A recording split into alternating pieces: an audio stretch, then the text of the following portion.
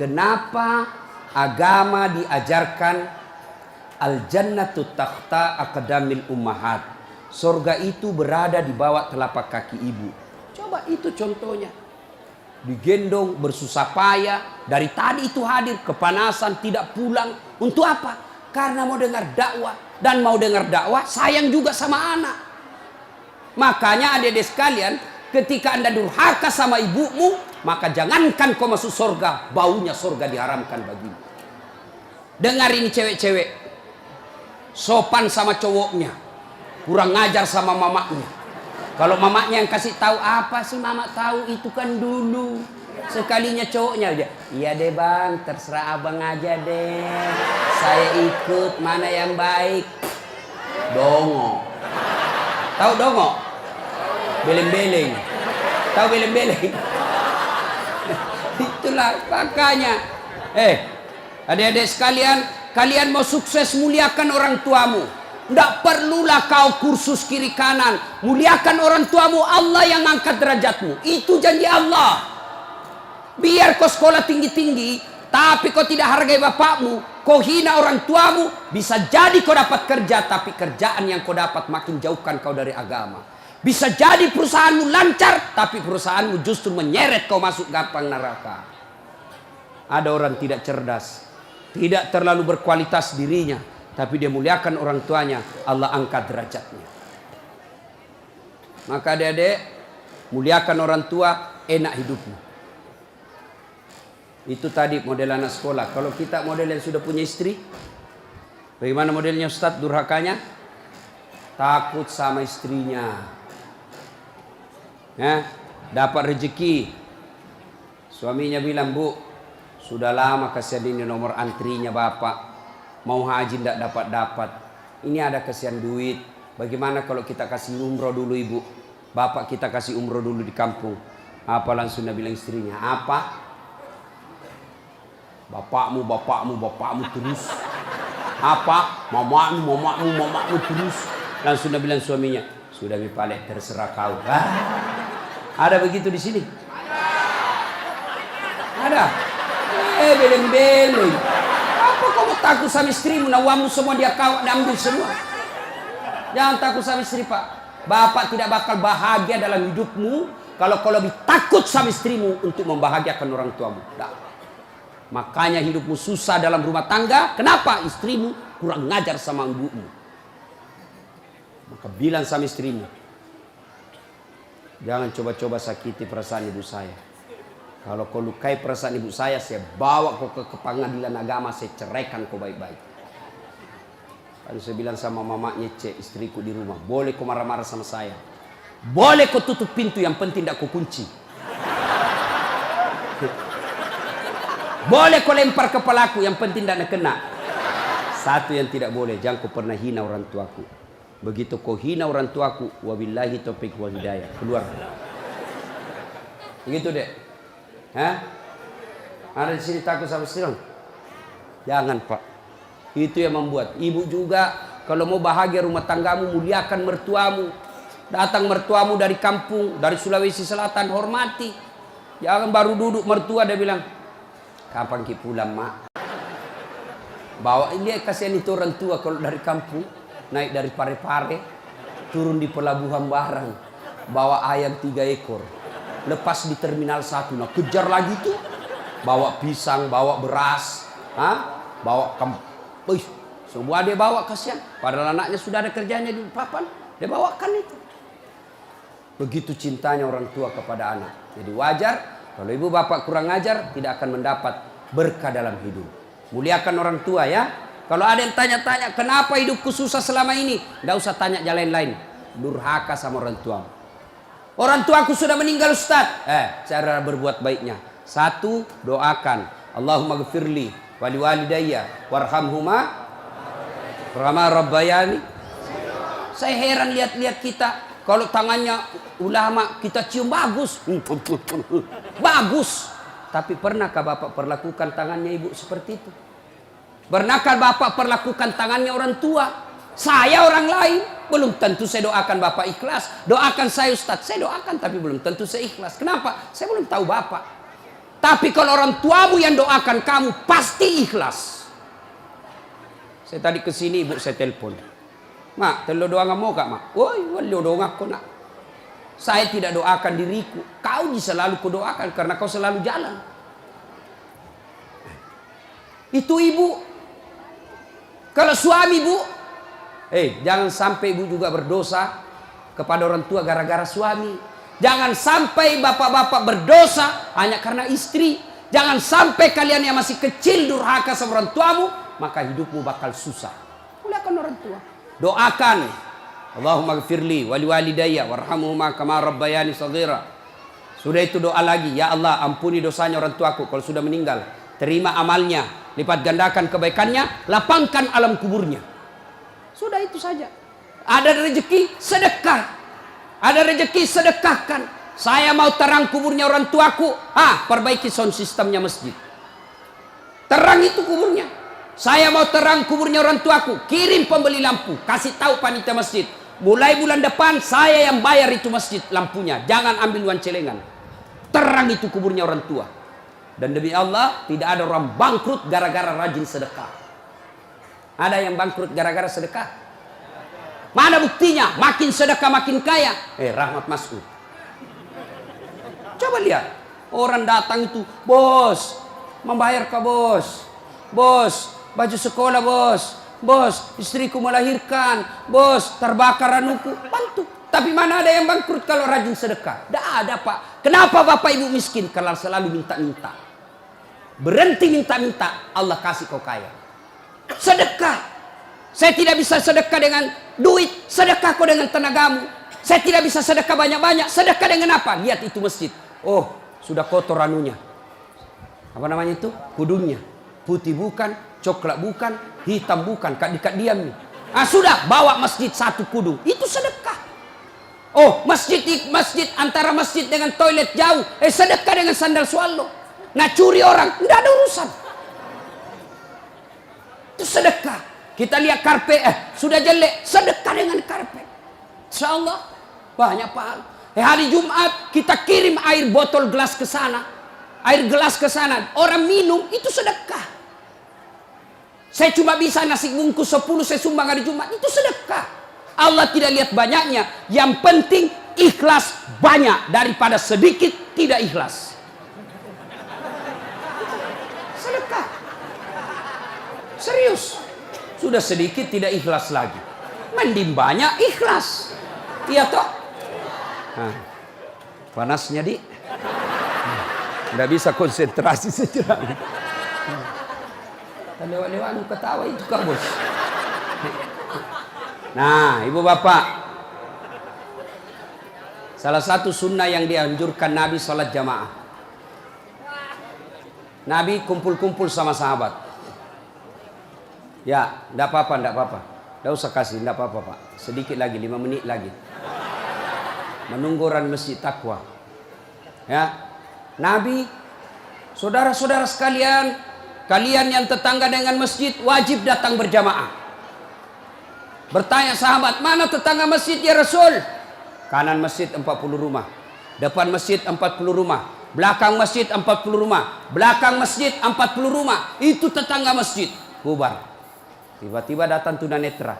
Tahu tunanetra? Tidak melihat. Ya Rasulullah bagaimana saya? Oh kau lain karena kau tidak melihat. Pulang ini. Boleh kau sholat di rumahmu karena kau tidak melihat. Pulang. Belum jauh dipanggil kembali Nabi. Ya fulan, tan. Sini kau dulu. Kenapa? Kau dengar azan di masjid. Saya dengar ya Rasul. Kalau begitu kau wajib datang berjamaah di masjid. Zaman Nabi, tunanetra wajib berjamaah karena dia dengar azan di masjid. Kalau ini hadis diterapkan Pak, penuh ini masjid jamaah. Kenapa? Kalau azan di menara sampai di ujung-ujung rumah dia dengar. Dan alhamdulillah masjid selalu ramai jamaahnya Pak. Terutama kalau subuh penuh sampai di luar. Tidak ada di dalam. Yang di dalam orang tua sudah pensiun. Kentara itu kalau subuh orang tua Pak, bau minyak gosok baru kita masuk pintu. Minyak angin, minyak gosok, cap tawon, tidak ada Bulgari. Orang tua semua di dalam masjid. Kenapa orang malas ke masjid? Satu, karena dia tidak lihat pahalanya.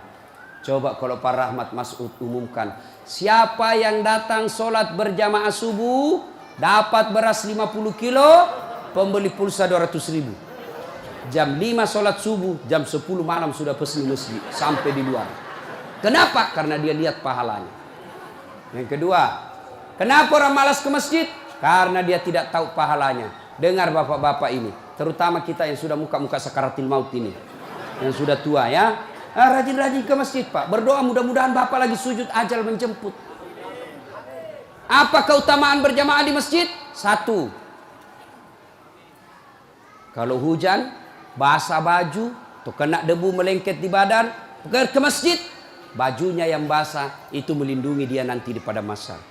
Tahu mantel Pak, hujan, kalau hujan pakai payung. Apa tujuan itu payung? Supaya bapak tidak kena air, supaya ibu tidak kena air kalau pakai baju mantel.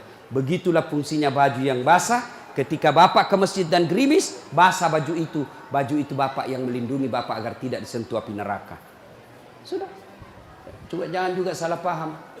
Teman-teman sudah dengar begini, hujan keras dia buka payungnya, pergi di jalan. Belen-belen namanya itu. Ya. Apalagi keutamaan berjamaah di masjid? Kata Nabi, kalau kau wudhu dulu, lalu kau datang ke masjid, langkah-langkah kakimu adalah jihad fisabilillah. Melangkah kaki kanan, 1 pahala dicatat. Melangkah kaki kiri, gugur dosa kecil. Jadi kalau 300 rumah masjid, dari rumah tak dari masjid, 300 meter kali 2, 600 meter. Berapa langkah kaki itu bapak dapat? Apalagi kalau bapak jalan begini, berapa langkah kaki itu? Iya toh. Apalagi kalau bapak keliling-keliling dulu ke kampung baru, sampai di sini selesai orang sholat dong. Apalagi keutamaan berjamaah di masjid? Seluruh materi yang kita lewati, pagar, tembok, dinding, aspal, tumbuhan, semua jadi saksi. Dia akan berkata, ya Allah, jangan kau masukkan dia neraka, masukkan dia surga. Saya saksinya. Tanggal 26 November dia datang berjamaah masjid. Saya yang lihat. Itulah sebabnya kalau kita sholat jamaah, kalau kita datang ke masjid, setiap kita sholat sunnah di masjid, 2 rakaat pindah lagi, 2 rakaat pindah lagi. Supaya apa? Tambah banyak saksinya di akhirat kelak. Itulah sebabnya Nabi menganjurkan, kalau kau ke masjid, lain jalan waktu pergi, lain pula jalan waktu pulang. Ini amalkan Pak, amalkan, itu sunnah.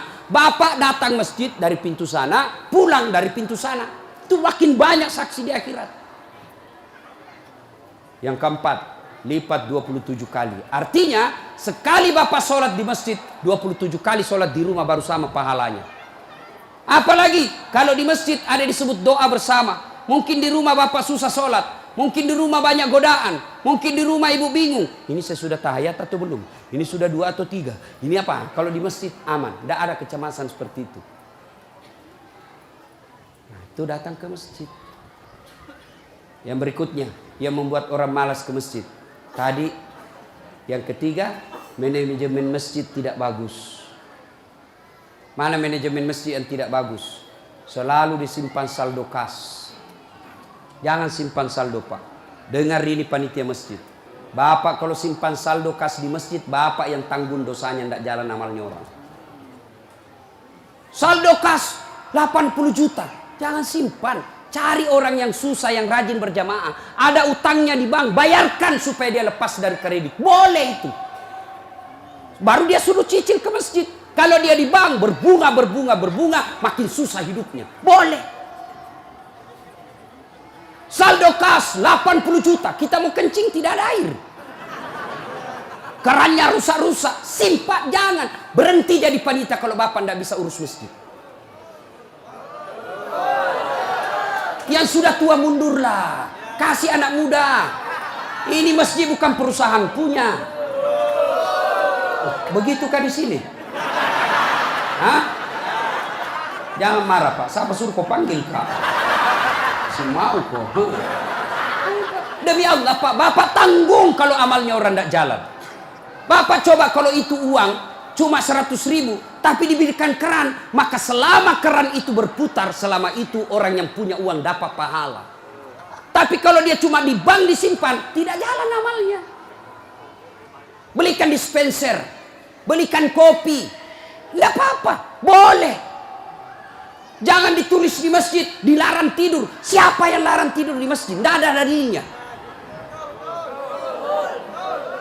Ayo, Bapak pernah ke tanah suci di Madinah? Pernah ke Mekah? Ada tidak ditulis dilarang tidur? Tidak, Pak. Barangkali ada orang tidak bisa tidur di rumahnya, dia datang ke masjid supaya bisa tidur. Itu memang boleh. Yang tidak boleh, ngiler. Maka kalau kau mau tidur di masjid, bawa kau bantal. Kalau tidak bisa, kau gelisah kau di rumahmu. Bertengkar kau sama istrimu. Istrimu ngomel terus. Maka dia bilang, jangan kau pulang. Merdeka. Bodoh itu istri sekarang kalau Nabi bilang sama istrinya, jangan kau pulang. Oh, gembirai. Langsung Nabi bilang pacarnya, sini kau sayang. Di rumahku kau tidur. Kulayani kau dengan baik. Sudah.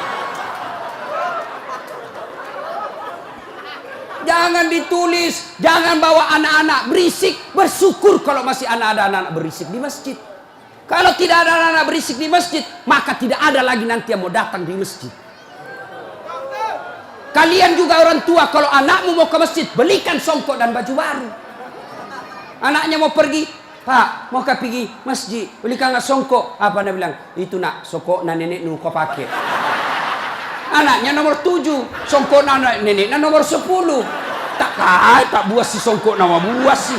Berteriak ni temannya, Pak Doja, Pak Doja, Pak Doja. Tidak mau ya anak tak pergi masjid. Hei, ini masjid ini, sound systemnya tidak bagus. Kasih bagus.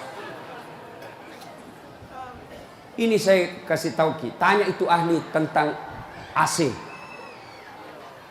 Itu kalau ada AC besar begini, 2, dingin mini masjid. Tambah lagi itu. Tapi apa yang kasih panas? Karena Bapak pakai kipas. Itu kipas dengan AC, ibarat air dengan minyak. Tidak bisa dia menyatu. Kenapa? Itu AC ruangan harus tertutup.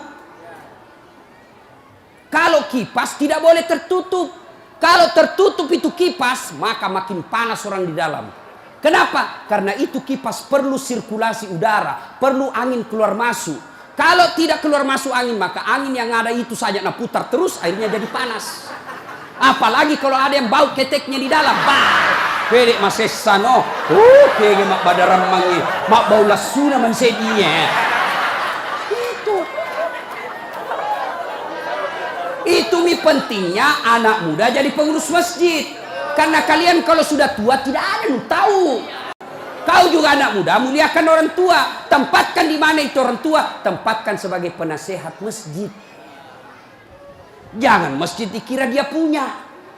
Ini lembaga, umat yang punya. Kasih karpet yang bagus. Ada saldo kas, jangan simpan Pak, Bapak berdosa. Tidak jalan amalnya orang. Apalagi membuat orang malas ke masjid. Apa? Kadang-kala apa? Sound sistemnya jelek. Begitu kita takbir, Allahu Akbar, langsung story.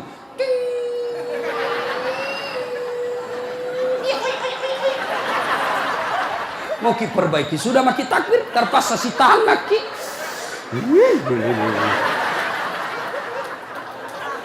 Apalagi membuat orang malas ke masjid. Apa? Kadang-kala muadzin. Jengkel orang dengar muadzin. Orang tua, sudah tua, tidak mau tong mengalah, mundur na wasangiko.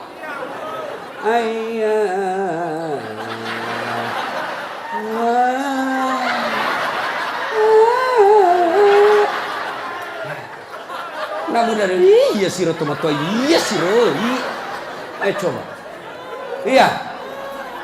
Apalah yang membuat orang malas ke masjid? Kadang-kala penceramah. Kita di rumah sudah bertengkar istri. Di kantor mumet pikiran. Kita datanglah ke masjid dengar ceramah. Mudah-mudahan kita dapat pencerahan. Ini bukan pencerahan. Nak kasih takut kita terus. Dibakar pantatmu. Ditusuk. Udah bilang tak boleh.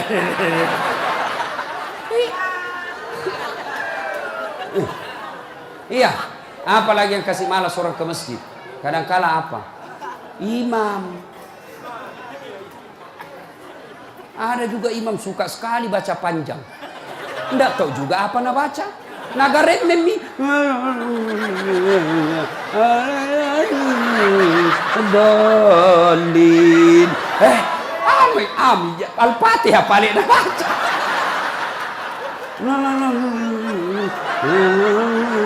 Dolin. Malam petoni ndak jelas. Makanya kata Nabi, kalau kau jadi imam, dengar ini Pak Imam. Satu, baca kau yang ringkas. Kenapa? Karena jamaah kita di belakang macam-macam. Ada yang sudah tua tidak bisa lama berdiri. Ada anak muda yang baru datang, tidak senang yang lama-lama. Pulang di masjid, enak sembahyang di masjid. Ampun Ma Ustaz. Kenapa? Dia bilang itu mesti aliran sesat. Kenapa aliran sesat? Dia bilang sembahyang subuh 3 rakaat. Bukan 3 rakaat, sujud tilawah nama itu dong. Makanya tuh imam sebelum kau takbir jelaskan dulu jamaahmu. Adik-adik, ini kita sujud tilawah. Sunnah malam Jumat membaca surah As-Sajdah. Pada rakaat kesekian kita harus sujud. Ini bukan 3 rakaat, tapi karena Allah perintah ayat itu dibaca sujud. Jelaskan.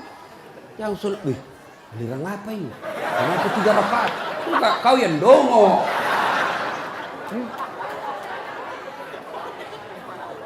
Tidak bisa orang lama-lama di belakang Pak. Mungkin ada orang mati yang ya karena dia tobat usia senja, tidak bisa lama kasihan berdiri. Batena musessa, nah kena naik lagi kepalanya, belum bisa selesai. Nah ulah, malam itu jatuh lagi, naik udah lagi. Ada barangkali di dalam jamaah Satpol PP yang pakai sepatu baru. Lama kau baca, nah lupa simpan baik-baik sepatunya. Pasti dia, hilang di sepatu. Bapak Imam sesat. Maka pasti dia tidak khusyuk.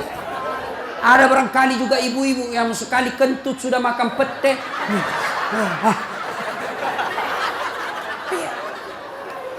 Ya.